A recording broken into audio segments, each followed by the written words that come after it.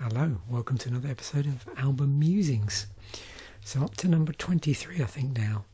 So as always, the way this works is I think of an album, in this case Blue Lines by Massive Attack, that took me a while to warm to, but eventually when I did warm to it, I played the album incessantly, so much so that it became one of my favourite albums. And yeah, this is case in point with Blue Lines by Massive Attack. So this came out on the 8th of April 1991, and I didn't really get into this until the following year, but I had been exposed to some of the singles in that journey. And it was another situation of me finally buying it when I was down in Brighton.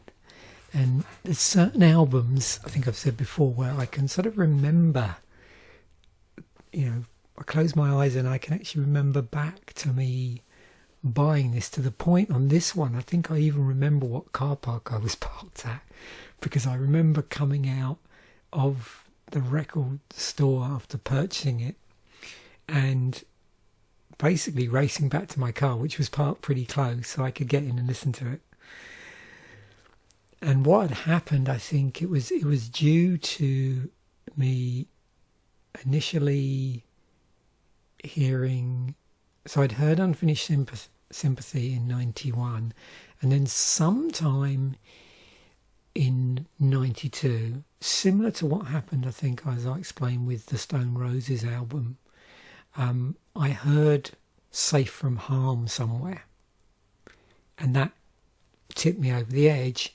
And then once I did buy it, I spent for me, it was a great sort of Sunday afternoon album where I'd be sort of chilling out, listening to music.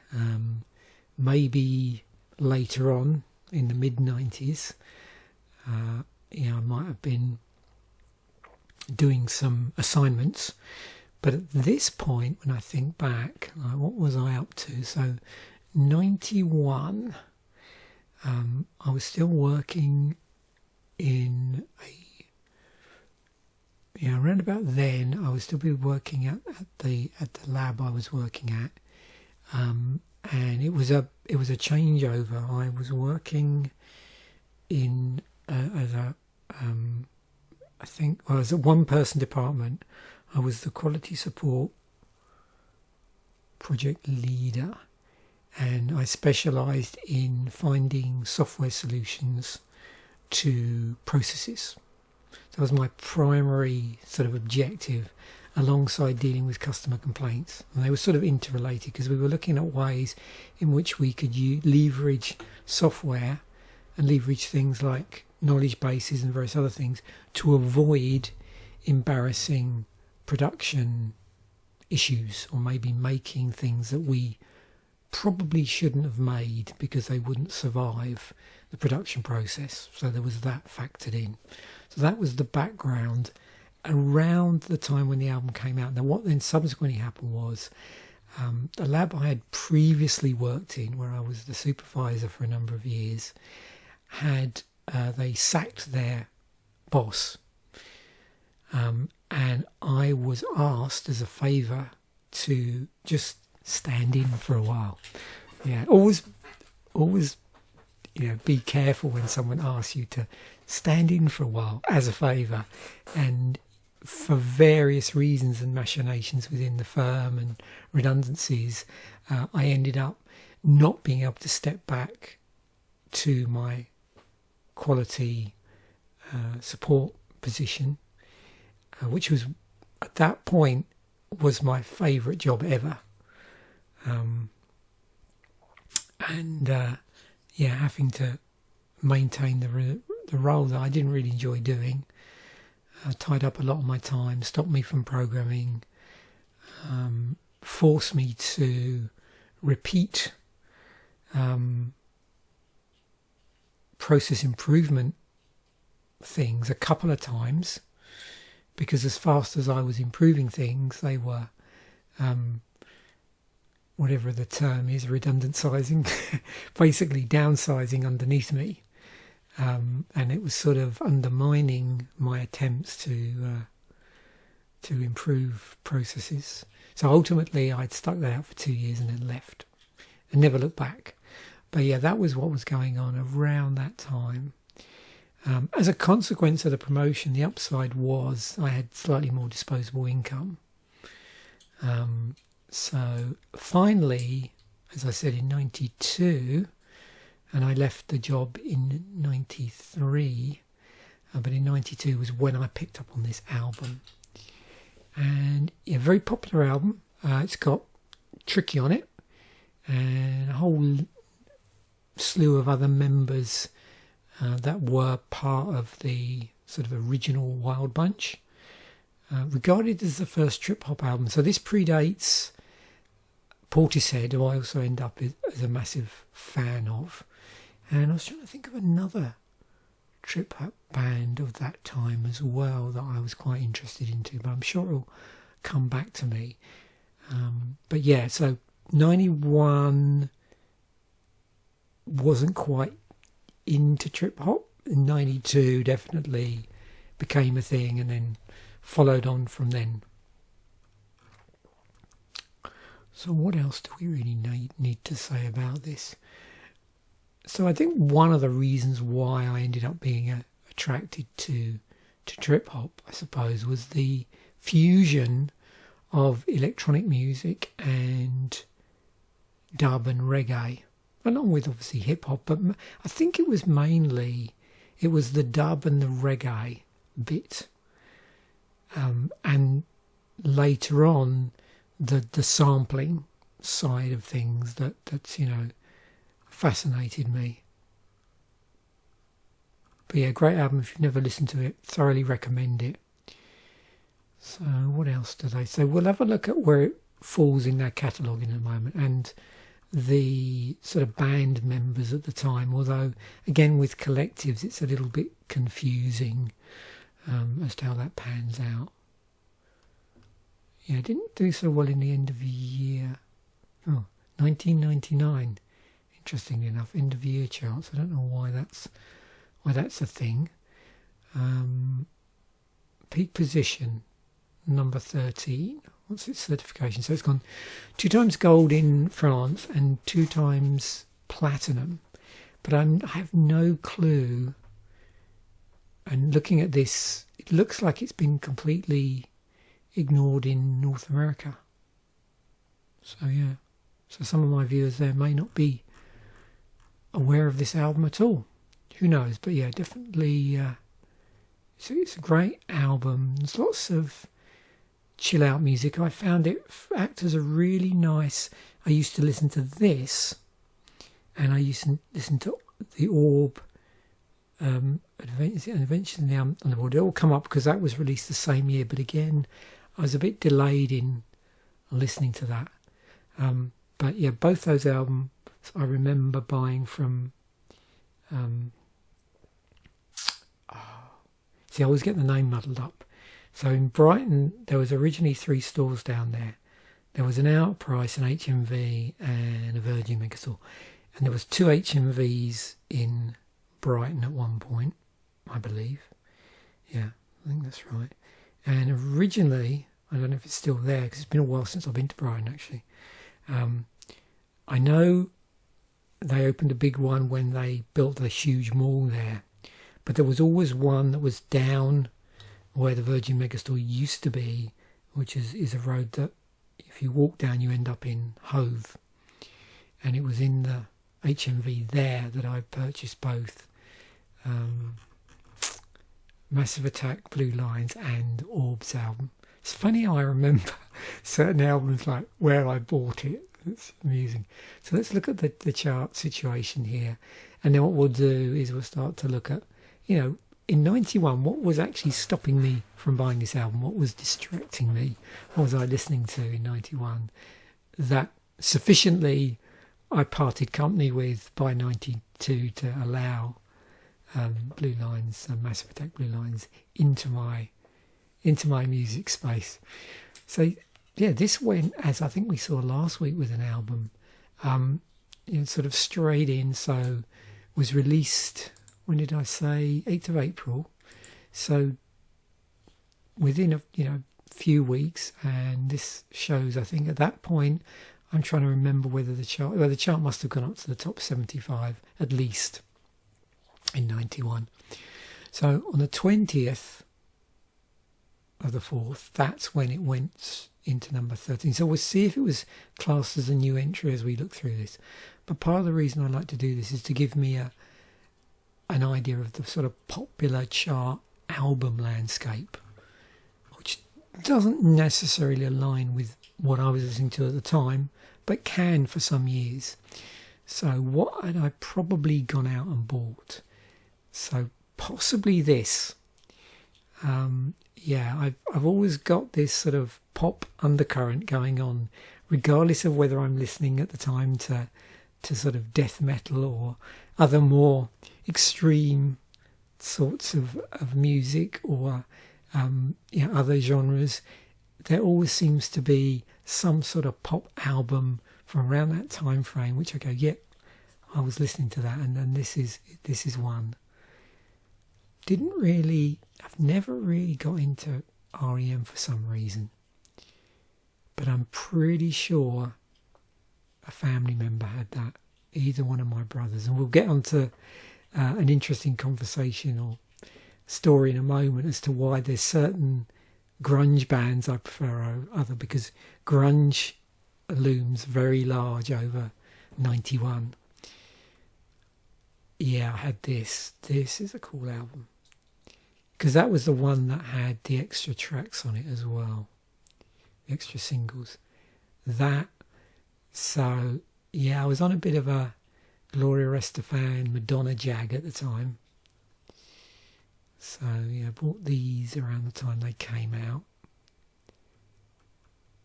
Obviously, yeah, so new entry. So this one, not at the time, but like I say, at least a year later. And then what else have we got? So I remember this being around. And this being super popular. I listened to it for the first time probably about 2 months ago. So, yeah, was I prejudiced in not listening to it? Who knows? I wasn't a really big George Michael fan. Maybe it was the association with Wham. I didn't buy this, but I think I got it out of the library at the time.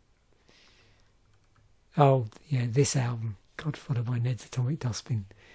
Funny band. No doubt we'll get to talk about them. I think I've spoken about them before. I'm going to just bring up off to the side here other window so I don't forget to talk about this band. So that was April 91 as well. Interesting. So that had April the 1st, so that had just come out. So, and I'm trying to remember, I got into them as a result of a track called Kill Your Television, I think. But there could have been a delay on that. I may have not bothered listening to them until a little bit later. But yeah, we'll have a look at them as I get on to that. Their album will probably come up. Ned's Atomic Dustbin, yeah. Rain Tree Curry, wasn't that the Japan spin-off? I think it was sort of most of Japan except for one member, maybe. Jesus Jones, Spartacus. So yeah, interesting time in like UK music. Both of these bands are from the UK. So we're in that period where grunge is getting really big. We've had Manchester, so we're sort of between Stone Roses and then Oasis with their early releases, but also sort of Blur as they sort of moved to more into being classified as a sort of Britpop band. And I think there was a Blur album out this year as well. So the ones before Park Life, The White Room by the KLF. Now, at this point, I don't believe I had gone into White Line. A bit confused as to where this is in their repertoire. I remember one of my friends that used to travel overseas quite a bit, and he brought back a White Line album, but I think it was it Big Game? Yeah, because I had, I think, at least 2 of their albums. So this was the 4th album, okay. So I think, yeah, I was listening to around the time of 89 Big Game and Pride. So Pride had Weight on it, didn't it? Yeah. Which was 87, so yeah, so a lot earlier actually. And Pride was their 2nd album, Fight to Survive, which I never had. So yeah, so Pride, and then I bought Big Game when it came out, which was 89. So by then I wasn't keeping up with them. So okay. Oh yeah, I bought this when it came out. I had a bit of a gap of Queen albums, but yeah, I bought that when it came out, and this one maybe a little bit later. Not sure, although I was definitely listening to 808 State. I was trying to remember when Gorgeous came out by them. Again, sometimes with albums I have a bit of a confusion over the order. Yeah, I started to listen to them sometime between Gorgeous and XL. So, a little bit later. Oh, I remember this one with all the sort of, I'm trying to think of that style of, like Gregorian chants, didn't they have that? And then we go on. So anyway, that's what the UK album charts look like that week. Because there's Lenny Kravitz. I think I got that out of the library. I don't know if I already said that. Maybe I did. Okay, so discography-wise, yeah, their first album, 92 was when I picked up on it, and then Protection. I didn't really do such a good job of keeping up with them. I think I infilled with these albums sometime in the 2000s was when I started listening to them again. Yeah. And then if we look at the band member timeline, which is quite interesting to see. So, you know, in today's episode, we're here. So they managed to, well, the full lineup, as it was for that album, didn't make it beyond that, but it looks like there were a number of members. Yeah, Tracy Thorn was more prominent on the 2nd album. She guessed it on that.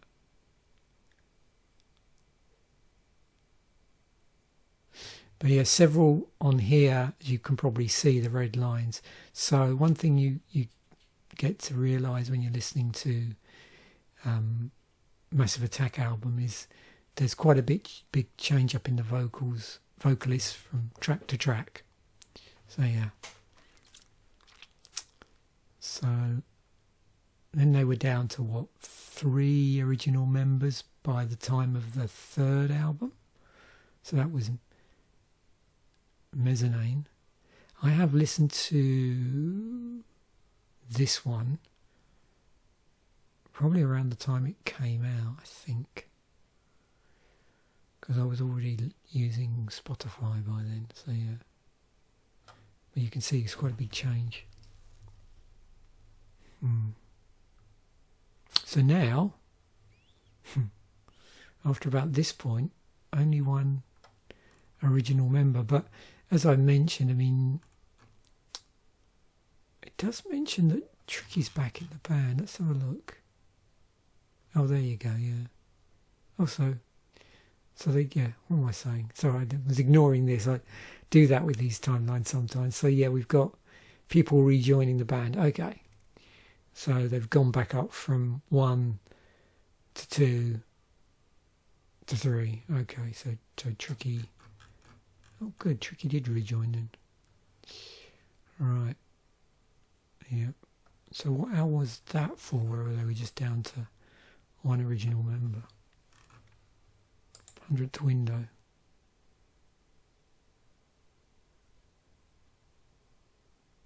Okay. But I imagine, yeah, there's a ton of musicians on there as well. So yeah, just interesting reading, going through their albums individually and to see who guested on there. Right, let's dive in and work out what was vying for my attention at the time. So let's just look at rock albums generally. Let's see what I bought when it came out, what I didn't. So this one, never mind. Yeah, so that's funny. That wasn't the first sort of grungy album I bought. Bands that were sort of grouped in, and I've always found that the term is a fairly broad church anyway when you listen to the different styles of bands. But this was the first album I bought. Bought it when that came out that year. Pearl Jam's 10, and then closely followed, it should be here, but might be under a different category, because didn't Soundgarden's album Bad Motor Finger came out that year as well, I believe, in 91. In terms of the rest of the stuff here, it's interesting because so that one, when it came out, a lot of these bit of a delayed listen to, so I didn't buy that until several years later, probably late into the 90s, simply because there was a band I used to see who used to do a cover of, I think it was Suck My Kiss, and so that was why I got into that. But I remember buying these two when they came out, and this, and the Pixies album. Temple of the Dog I wasn't aware of until probably about a year or so later, so didn't buy that till a bit later. I don't know if I had that when I came out, but I definitely listened to it because a friend played it incessantly.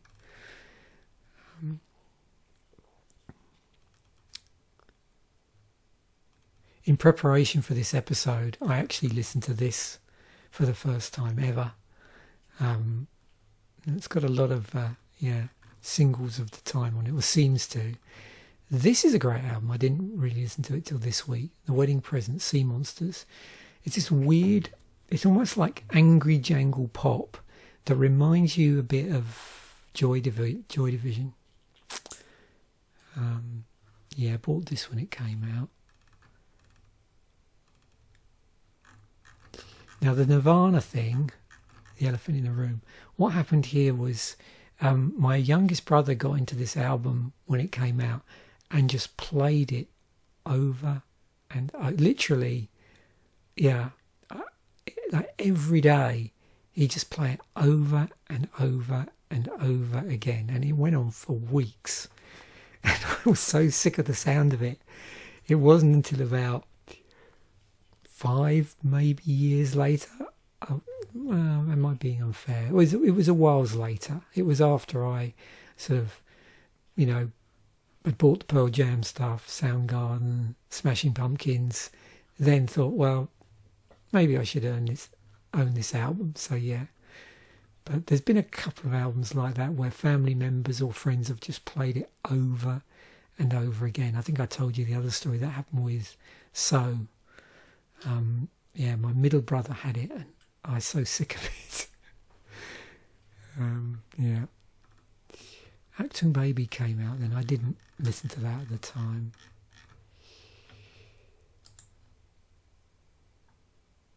What else are we got? Oh, Joyride, yeah. Oh yeah, I remember my middle brother playing this. Ned's Atomic Dustbin. So yeah, what can I say about them? Well, they were an interesting band. I'm sure I've mentioned them before. So their years of activity were from 87 to 95. So they, to some ways, sort of emerged in parallel with the whole Manchester thing, but they were a band from Stourbridge in the West Midlands, so not in the same area, not part of the Manchester scene as such, but there were several things that grew up in parallel with that because of associations with dance music and other things. But there was this term called grebo, which was a short-lived genre of alternative rock that pulled in punk rock, electronic, hip-hop, psychedelia, but had a bit of a biker association as well. So there's bands like Pop Will Eat Itself. I wonder if in some ways you could say stylistically, aesthetically, it was sort of the UK version of grunge that happened to just develop in parallel with it. And it was its own little thing. So Pop Will Eat Itself, The Wonder Stuff, Ned's Atomic Dustbin, Carter USM. Trying to think of anybody else that fell into that. But they had a sort of grungy, crusty look to them. There's definitely elements of heavy metal, hard rock that sort of got absorbed in there. Often they'd have long hair, dreadlocks, baggy shorts as well. There was a bit of it was this weird baggy short vibe that always looked to me like a hangover from the sort of thrash metal vibe. Around that time as well, there was at least one person at work who was doing a side gig selling those sort of style of shorts as well, which was really amusing. Oh, good old Osric Tentacles, who I hadn't really discovered. I was aware of the name more than I was the music. I got into them a little bit later. Okay, what other slice can we look at? So metal, I would say here's Soundgarden, yeah. So a lot here.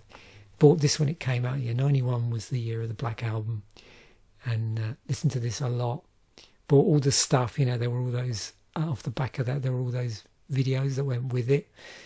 Yeah. Had a Pusshead T-shirt as well. They were really, going full bore with the what do you call it? Like the T-shirts and everything else at that time as well. Yeah, Death. So yeah, I was still listening to thrash, starting to get into death metal at the time. So yeah, this album as well. Although one of my brothers owned this, so I never bothered buying it. We played it a lot at the weekends. As I said, bought that. Listened to that a lot. Wasn't aware of bands like Typo Negative. Wasn't listening to Suffocation. Bought this album, Blessed Are the Sick, when it came out. Completely missed Caius at the time, which is funny now. And I think, I went to see Queens of the Stone Age only a week or so ago from when I'm recording this video. And then we got bands that sort of align with the European melodic death metal. We had the first album by Dark Throne, which was a technical death metal album. But I wasn't listening to that. Listening to Coroner. So yeah, definitely a lot of death metal and stuff that was starting to come out off the back of that.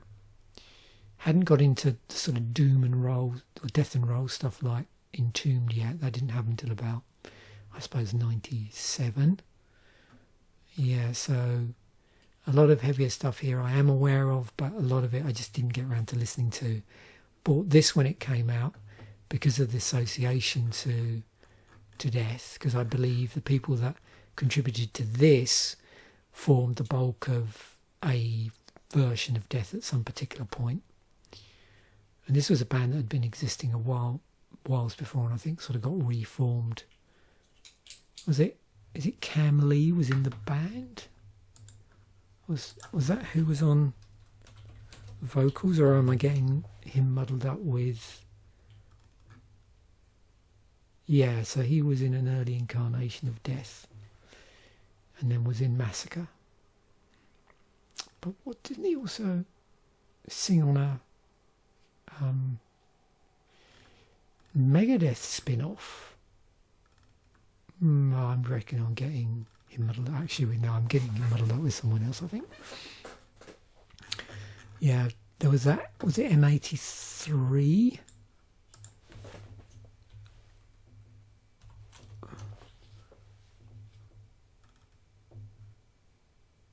No, must be another M something, because that's the electronic band, isn't it? Yeah, no, wasn't there a Megadeth spin-off? But I don't think he was in it. But I just always get those sort of muddled up. But there's a ton of this that, because early 90s or 90s generally in metal just got really interesting. So there was all these subgenres, they're just vying for people's attention. And I just couldn't afford to buy all the different stuff. So there were bands I'd heard of, but just never listened to at the time. And then later, when I had a little bit more disposable income, or when CD prices really dropped, and obviously streaming became a thing, I then got into. So bands that I, delayed gratification with were this album and Cathedral, and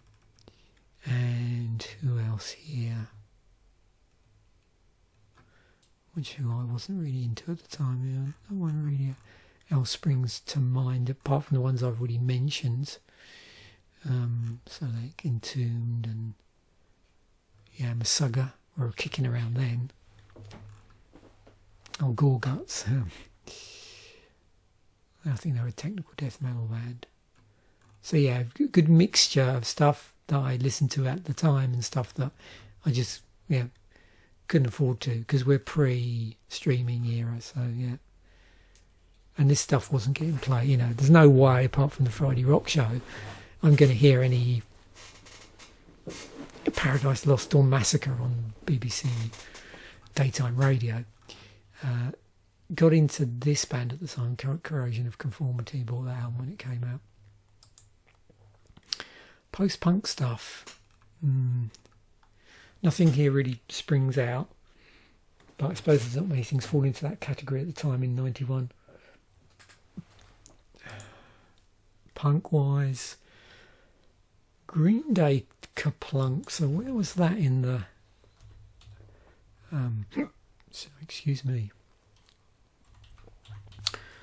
Hopefully I'm not going to get a hiccup. Second studio album. So that's the album before Dookie. So yeah, completely oblivious of Green Day at this time. Didn't get into them until Dookie. Bought that for my middle brother in 94. He loved it, and so I got to listen to it a lot as well. Yeah, there's Ned's Atomic Dustbin again under the punk banner. But apart from that, I don't know how much punk I was listening to at the time. I can't remember where I sort of went in a bit of a anarcho-punk rabbit hole. I'm sure I've mentioned them before, because I think they came up in another episode. But there's two bands, I think at least two bands called the Subhumans. There's a Canadian band, but there's also a UK band. But with them, Day the Country Tide, that was 83, wasn't it? So yeah, 83 into 84. So that was their big period. So from the cradle to the grave. And then they had a gap. They did reform in 91. That's probably why I remember. But I've got no clue what came out then, if anything. Don't see anything on this. Maybe it was a result of a compilation album. They did a brief tour or something. I've never seen them live.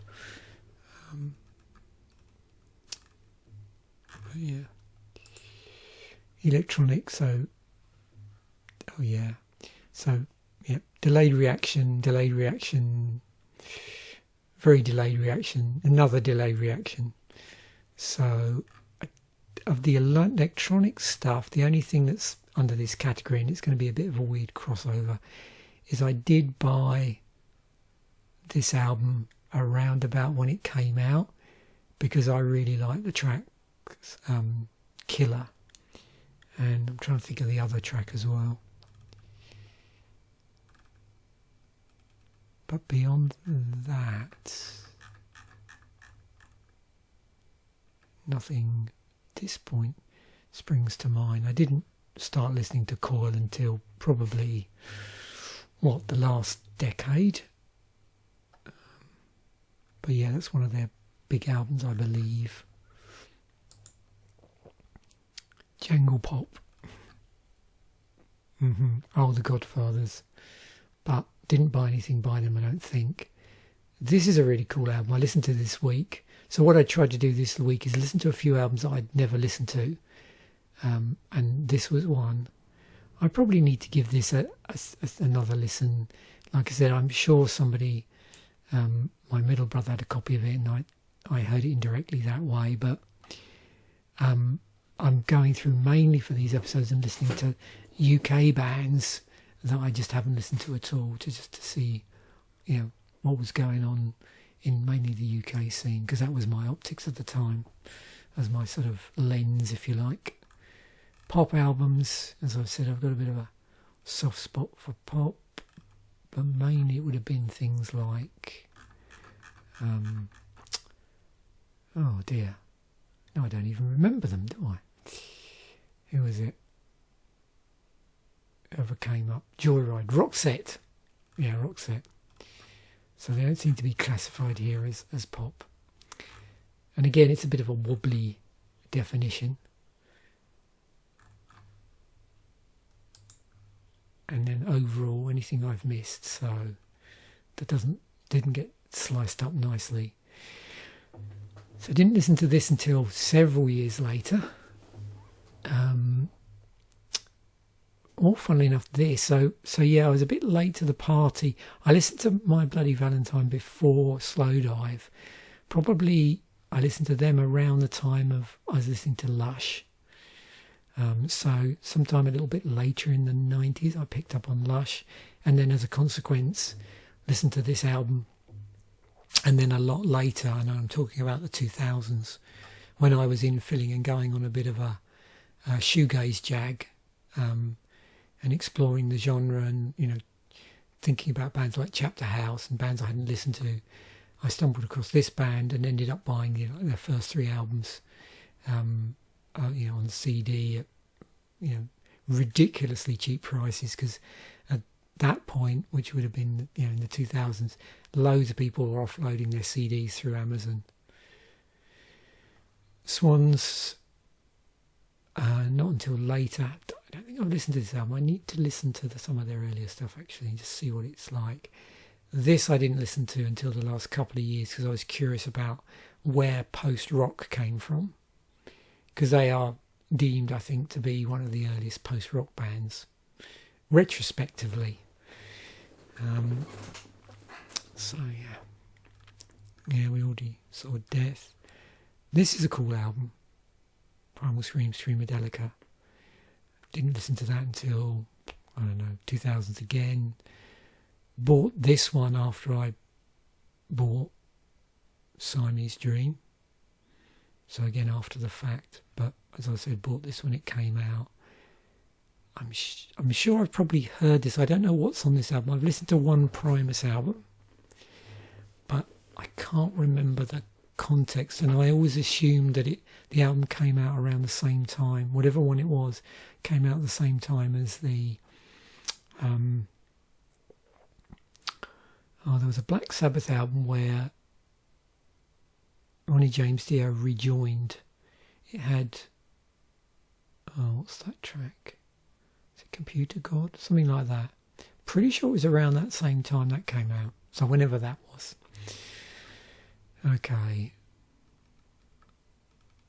Yeah, as we said, these 1 and 2 came out. Didn't really listen to much Mr. Bungle. I only became aware because, Patton ended up singing for Faith No More, which I was a big fan when, that things like We Care A Lot came out. Yeah, mention this one. Cool album. There's a few, actually, I didn't notice because there's a few singles here as well. whole not until later, I don't think. Maybe it was Pretty on the Inside, but yeah, definitely a lot more delayed with them. I don't know if anybody, I don't know even if it was called the same in what it was called in North America, but there was a whole sort of Riot Girl, I think as you pronounce it, or however it's pronounced, movement, which, I don't know, did that emerge off the back of grunge, I suppose? I don't know. So things like, was it Babes in Toyland, I think was one, and not very good. And my middle brother went on a bit of a jag, and so I had a number of albums by sort of bands in that genre, movement, whatever you want to call it.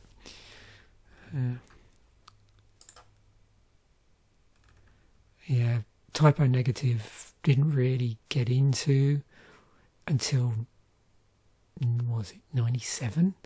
Listened to the 96 album, October Rust, and I just really got into them and infilled all the previous albums. Slow Deep Hard, Origin of the Feces, can't remember the other one, with is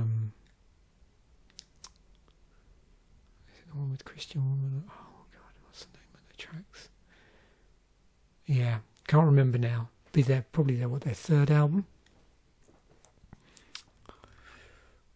Oh, I remember Roll the Bones coming out because one of the persons I was working with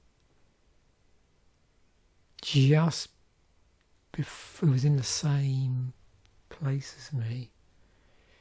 I think he'd gone by the time I took over the lab. Nice guy, actually. He'd gone by the time I took over the lab. But he'd always ask me about, had I heard, because he knew I was an old school Rush fan, and he'd always mention me, oh, have you listened to the new Rush album? And I'd sort of, hadn't kept up, I don't think, and I'm pretty sure I said, oh, I did hear a sort of track off the Friday Rock Show, and it might have been from Roll the Bones or something around that time, either this album or the one before it, based on the time frame. Both Thrower, this was their big album, War Master.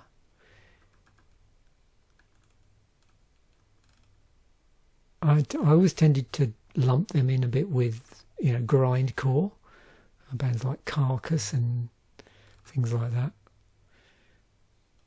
Oh, did I buy this? Not until later. I'm trying to remember the one that I ended up relenting. So I am going to include a link. This is one of my favourite sort of documentarians, this Trash Theory channel about music. Very well produced videos. So yeah, there's a really good one on Massive Attack. Really good. So I'll include a link to that. I mean, there's loads of really good stuff on the channel. If you haven't already checked this channel out, you love music, definitely check it out. I always go on a bit of like binge watching with it. There's so much stuff on the channel. And just looking at the charts, I don't know how much I was actually reading Kerrang at the time, but I couldn't think of a better publication to just fill in the gaps. So just highlighting a few here that I haven't already brought up. I know, my middle brother again went on a bit of a sort of, what do you call it, for the funk metal jag for a while.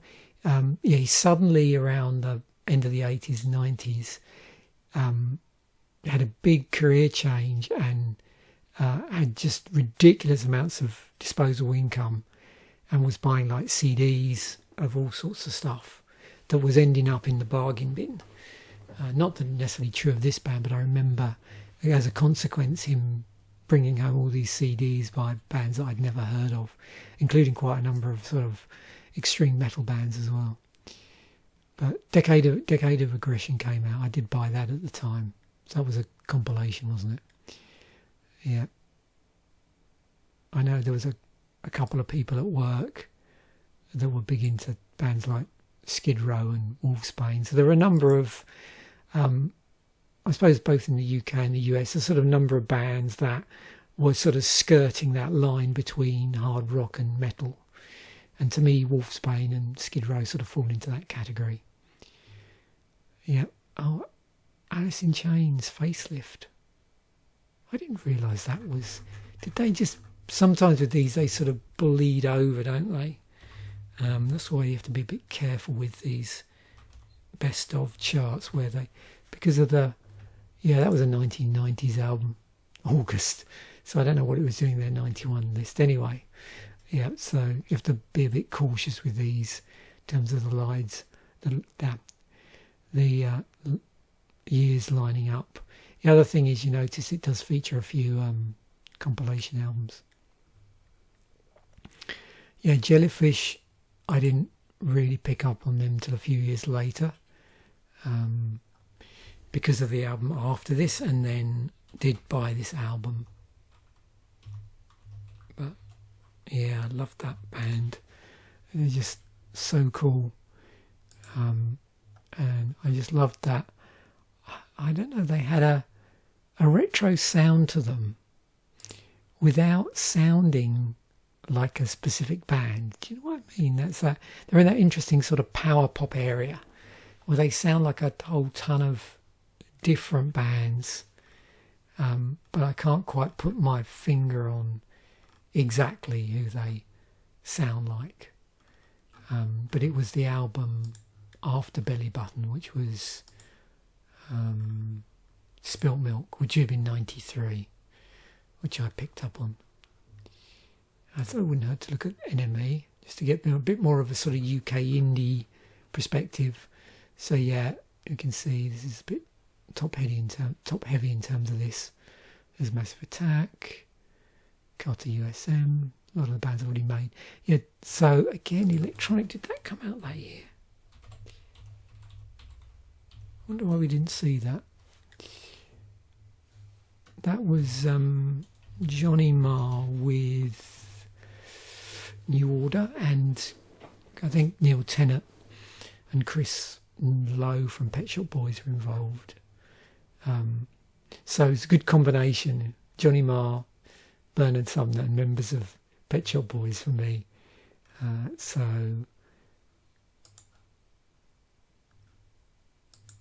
when did that? Oh, that was 91. Interesting, that didn't come up. Okay. I don't know how well it's regarded. Yeah, so there's one. That's why I do this bit at the end, is just because there's bound to be stuff that I've forgotten about. I have no idea what was on this full album. Wasn't really good at keeping up with them. Did I own this? Don't try this at home.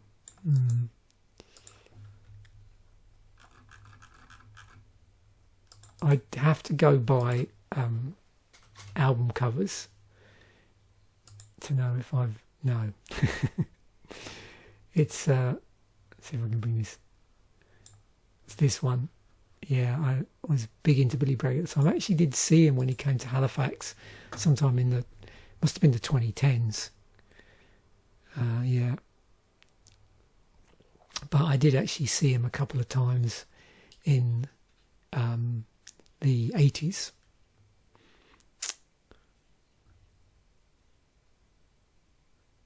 Okay. This is a good album if you never checked it out. All the bands, St Etienne. Didn't listen to it at the time. Didn't really get into them until Tiger Bay, I think I've mentioned. Yeah, this is the Blur album that was around at the time, Leisure. So, yeah, they were... I don't know whether that's considered to be a Britpop album. I suppose it is. Even though they're from... I don't know what part of the UK they're actually from, actually, funnily enough. But that would be their... that is their debut album. Okay. So very much sort of influenced by the Manchester scene, you know, probably bits of shoegaze in there, and then retrospectively labelled, you know, Britpop. So, yeah, worth checking out, I think, for, you know, nostalgia, historical reasons. I don't know how well regarded it is. I believe that Damon Albarn doesn't particularly like it. I think maybe because of the experience of the time. But I remember, was it? Yeah, There's No Other Way. Seemed to be in the charts at the time. This band, The Farm, weren't they some sort of weird aggregate band?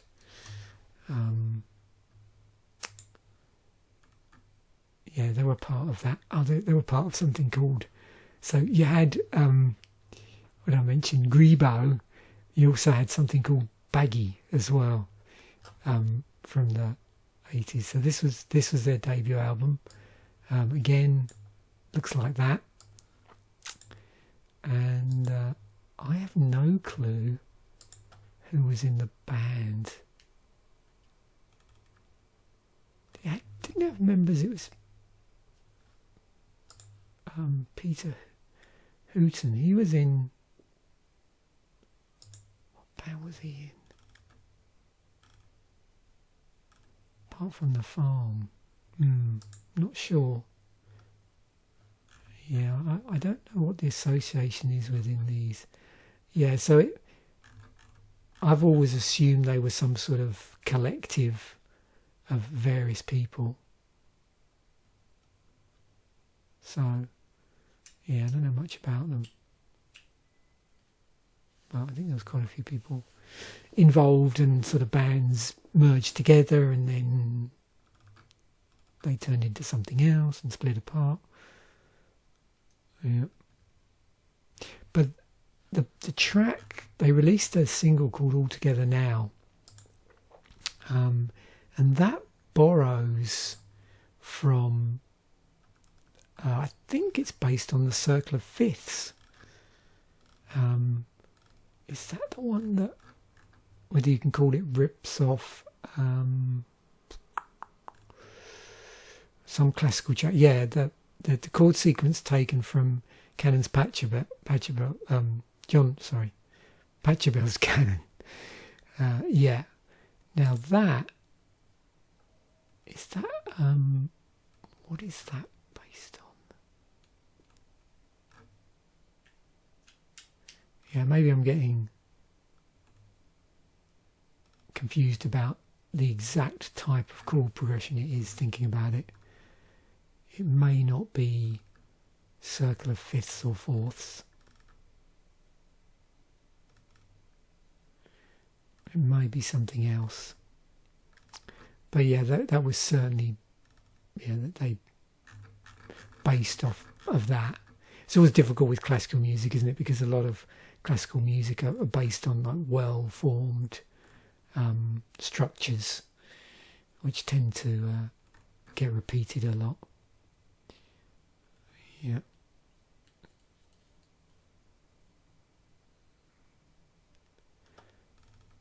No, it's not easy for me to spot specifically what the progression is, but certainly borrowed heavily from it. Oh, this EMF. There's a Chapter House album there as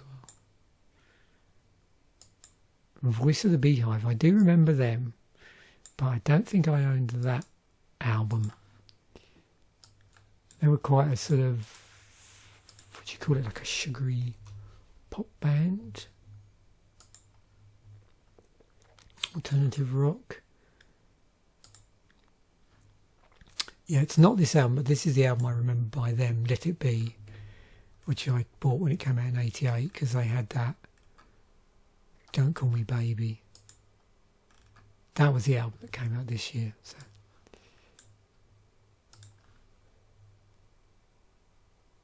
Yeah. What singles have they got? Oh, well.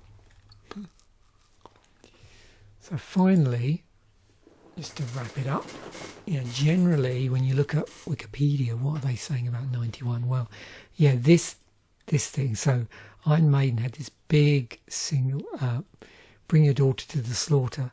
Probably my least favourite track by them, but they did it by a clever shenanigans, I believe, with loads of different versions of the song. I think this is the one where they did that, if I've got it right.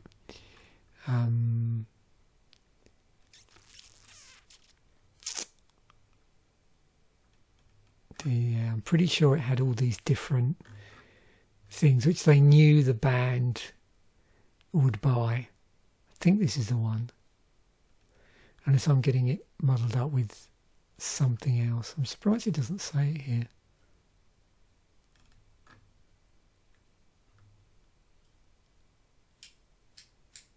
Or maybe I'm getting muddled up. Yeah, if you know, let me know. I'm not very good at sort of, yeah, I'm better at earlier Iron Maiden stories, if you like, history.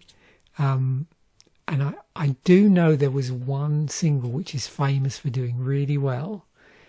And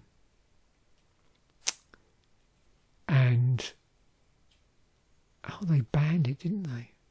Is that right? Yeah, so they banned it. But yeah, let me know if I've got it wrong, but I thought this was the one where there was all these different versions of it.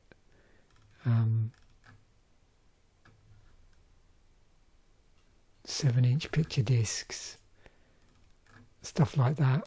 And, you know, with the full knowledge, and I think that, you know, the motivation was that fans of the band would sort of go out and just buy it. I've gone off of a bit of a sidetrack here. I'm just looking at their singles listing.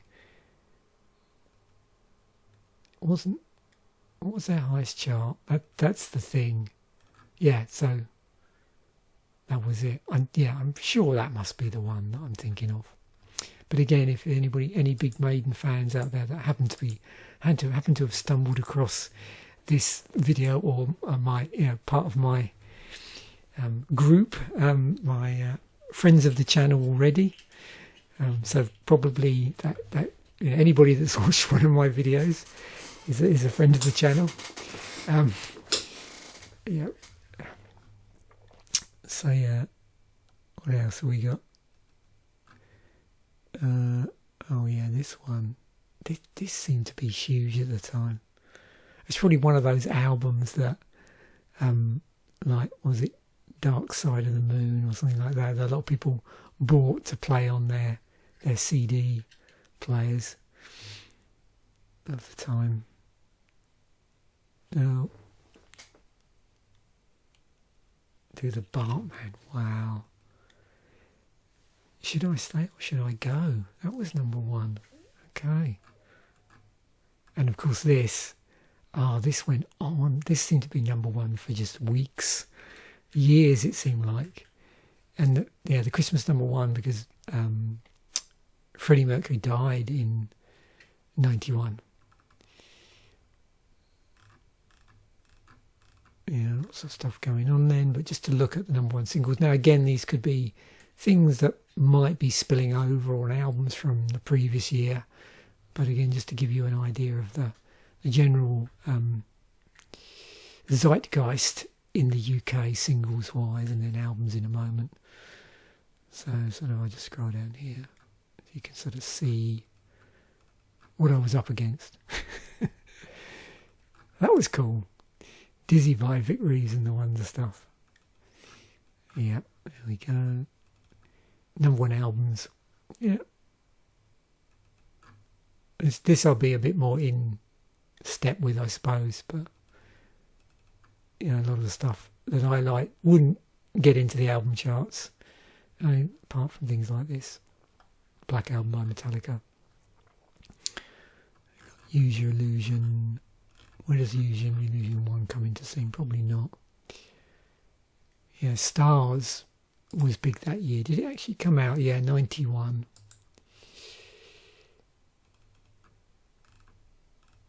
And then best-selling singles. Of course, Right Said Fred. I believe one of the members of the band came from East Grinstead, which is one of the closest towns to where I used to live in Sussex.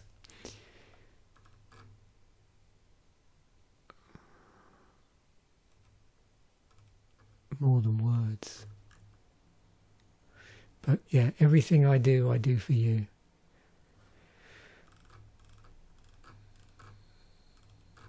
And there's Crazy by Seal. Best-selling albums, stars, greatest, oh, not surprisingly, greatest hits albums by both the Eurythmics and Queen. Yeah, they had a greatest hits 2 album out that year in October. Simply the best. I need to listen to that just for posterity reasons. I have that album. When did I buy that then? Was I on a singer-songwriter jag in 1990? Probably. Judging by the other stuff that I was listening to in 91, so probably bought that when it came out.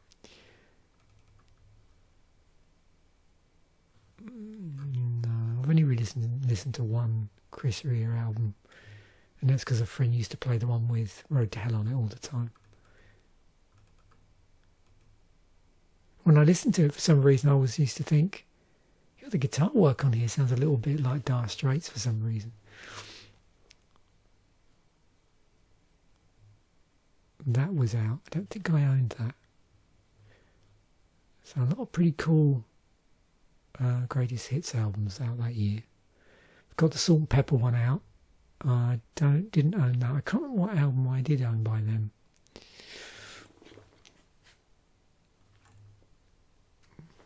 Wow.